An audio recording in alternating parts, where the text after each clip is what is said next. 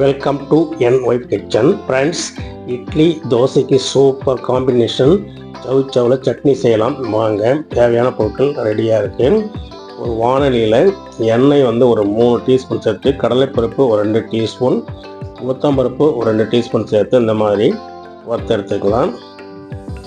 கூடவே பூண்டு ஒரு 10 திரி, வரமிளகாய் ஒரு 4, இஞ்சி ஒரு 2 துண்டு, புளி கொஞ்சம் சேர்த்துட்ட பிறகு நம்ம ஏற்கனவே நறுக்கி வச்சுக்கிற சின்ன வெங்காயம் ஒரு கப்பளவு சேர்த்துட்டு நல்லா இந்த மாதிரி வதக்கிடுங்க.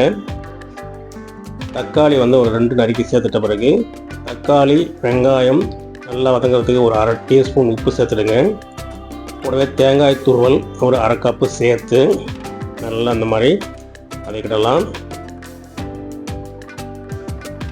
அதில் கொத்தமல்லி கறிவேப்பிலை ஒரு பிடி சேர்த்து இந்த மாதிரி கலந்து விட்ட பிறகு நம்ம ஏற்கனவே நறுக்கி வச்சுருக்கிற சவுச்சவையும் சேர்த்து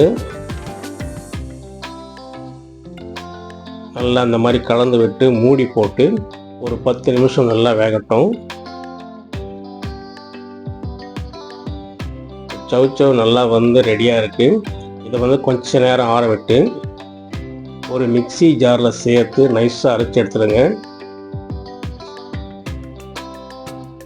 சவுச்சவ் சட்னி ரெடி ஆகிடுச்சு. இதில் ஒரு தாளிப்பை சேர்த்துட்டோம்னா சூப்பரான டேஸ்ட்டில் chow chow chutney ready. Please subscribe my channel.